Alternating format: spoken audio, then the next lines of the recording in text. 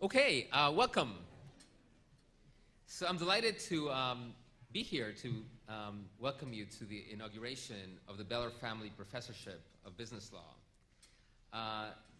This is a great tradition for the law school. We began this in 2002, and since then we've had 16 such gatherings, and they're definitely one of my very favorite events at the law school, because they bring together our entire community to focus on something that's at the core of what we do, which is the discussion of ideas. And they bring together a wonderful member of our faculty with a wonderful alumnus who's seen the value of the law school and appreciate what we do and has become one of the law school's principal supporters. So this is a little bit like a wedding. The analogy doesn't go the whole way. So it's sort of marrying the Beller family with the Davis family. And, you know, appropriately, most of the Beller family seems to be on this side of the room, and most of the Davis family seems to be on this side of the room. So the analogy sort of works. Now, it doesn't mean, you know, Carol and Glenn don't have to worry about this. They will.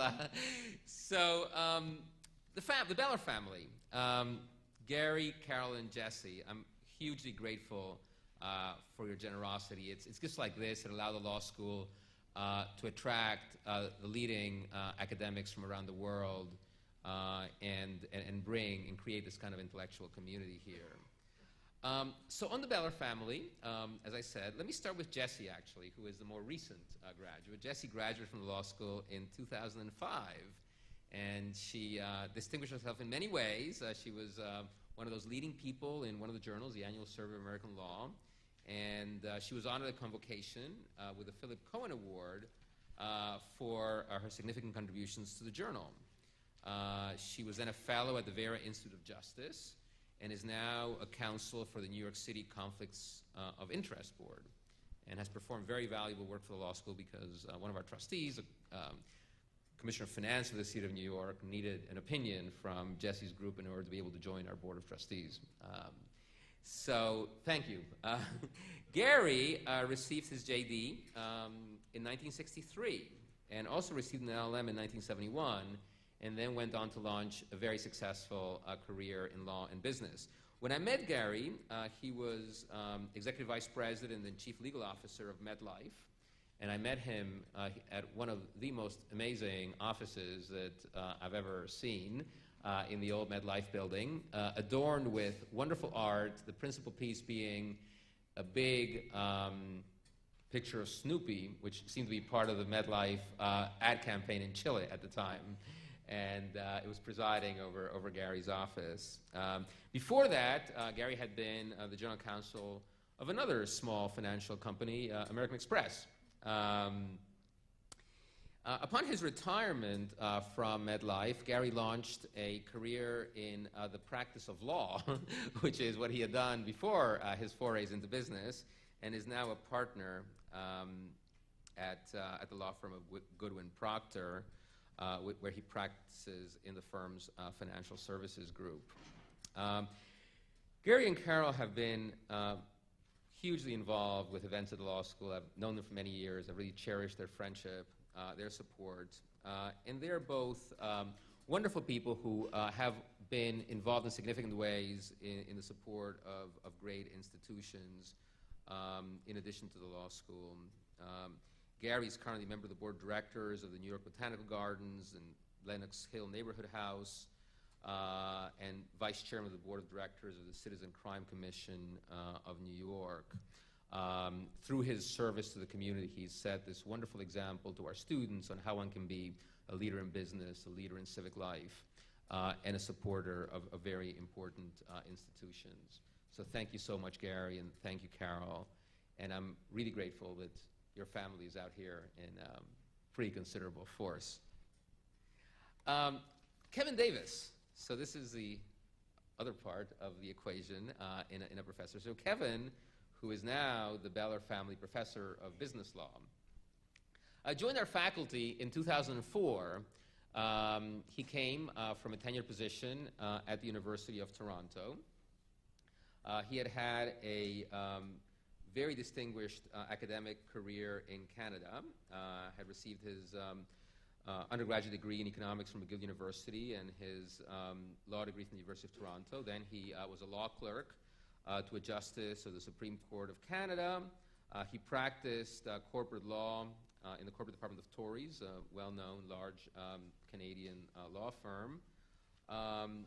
In a moment of not so great judgment, got an LLM from an institution a little north of us. I'm just kidding, Kevin. And then became an academic, initially at the University of Toronto, where we recruited him from. I actually taught an intensive course at Toronto a number of years ago. Kevin was a very, very young professor. I mean, he was both young in age and he hadn't been there very long. And we went out to dinner, and I remember as soon as I got back to New York, I sent an email to our appointments committee saying we should really think of this guy and give him a visiting offer as quickly as we can, and we did. And then Kevin was a visiting professor here and then joined our faculty permanently, and has had a leadership role in our faculty. In sort of his early years, he's been the chair of our faculty appointments committee. He's been the chair of our one of our LLM programs, and most importantly, he has been a hugely distinguished academic, not in one field, but in two.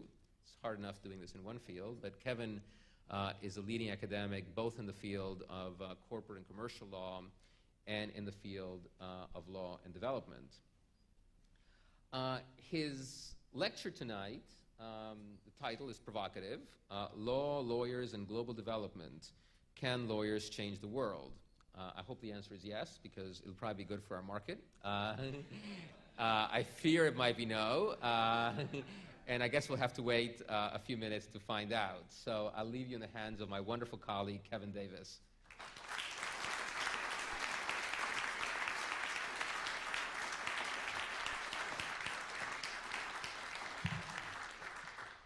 Well, first of all, thank you, Ricky, for that very, very kind introduction.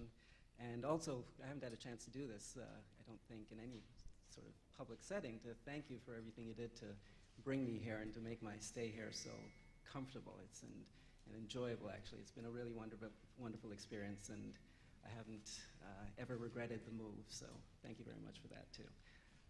Also, thanks to all of you for being here, and being here to, first of all, honor and acknowledge Gary Beller and his family and their generosity to NYU, and to listen to whatever thoughts I've managed to put together tonight on the topic of this evening's lecture.